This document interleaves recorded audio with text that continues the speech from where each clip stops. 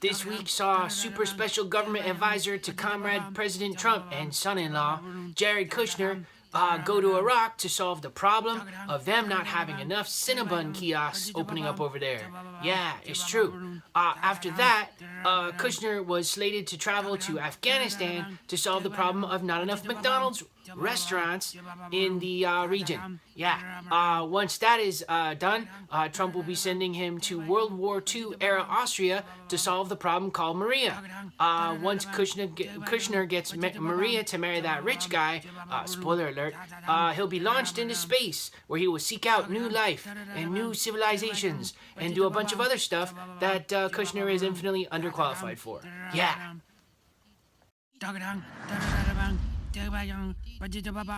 Impish Attorney General of the United States and elf too racist to work for Keebler, Jeff Beauregard Sessions, is sticking his nose into, is reviewing consent decrees and other police reforms in states across the country, including parts of the U.S. that have had patterns of racial discrimination uncovered in the past.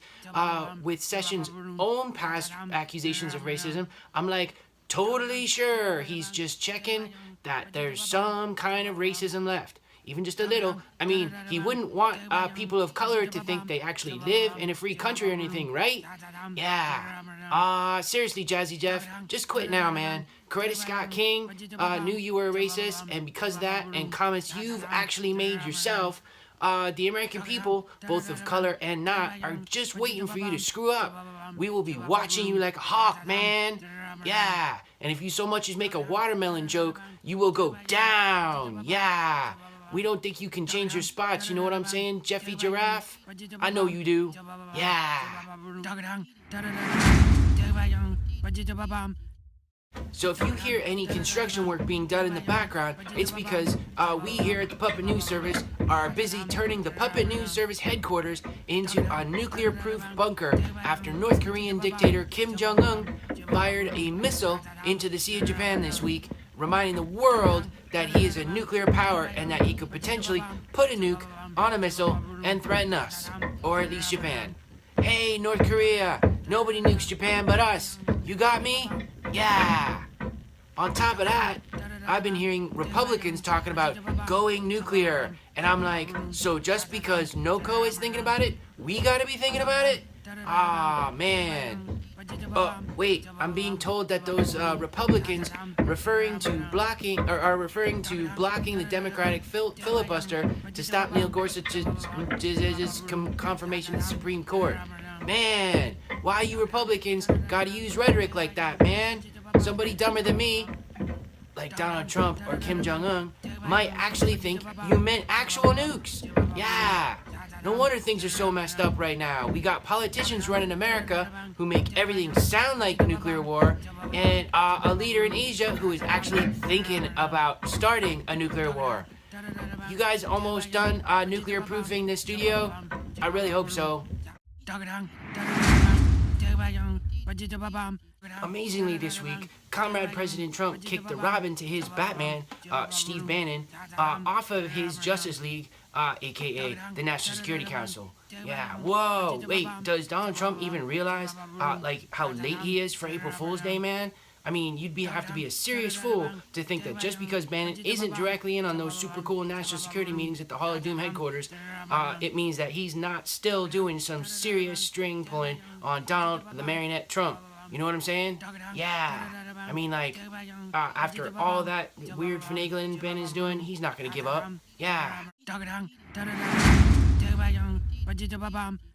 On the evening of Thursday, April 6, 2017, Comrade President Trump joined the long list of American presidents who shot missiles at another country, some would say without direct provocation. Yep, it only took Trump all of 3 months to start literally blowing stuff up after trying to figuratively do it to the Constitution since late January. The good news is that the strike, while not in reaction to a direct threat to the U.S., was in reaction to Syrian President Assad using chemical weapons yet again on his own people. So that's cool, except you may recall that like Syrian refugees were some of the folks Trump wanted to keep out of the United States with that not a Muslim ban, Muslim ban. You know what I'm saying? So he's like avenging the deaths of folks that maybe wouldn't even be dead if it weren't for him. But anyway, the good news is that Assad deserved at least a punch in the face since he's been killing his own people for years now, even while he was kind of an ally to the USA during the war on terror. So weirdly, it's not necessarily a bad thing to shoot missiles at Syria, and no doubt the destruction was huge and bigly and unlike anything you've seen before. I mean, that's pretty much how Trump always describes the things he does, so I'm just rolling with that, even if he's just trumping himself up again. Himself and himself up again, I guess. Yeah. The bad news is there are often unforeseen consequences that are hard to predict when you trump stuff up and or blow stuff up in other countries. But those lessons are learned only in hindsight. Back there.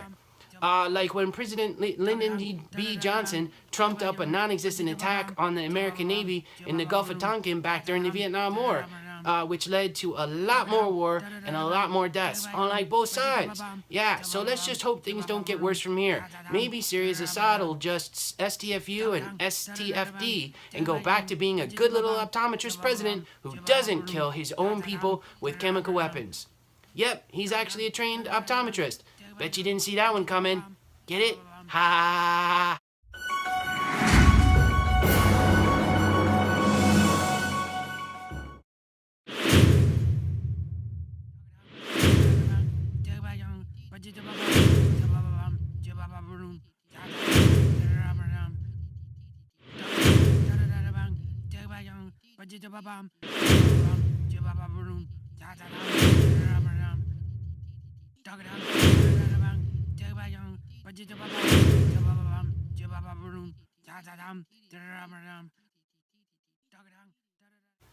Ah, it's war, but we can laugh about it.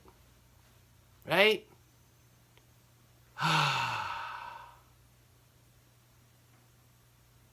Hey there, pal.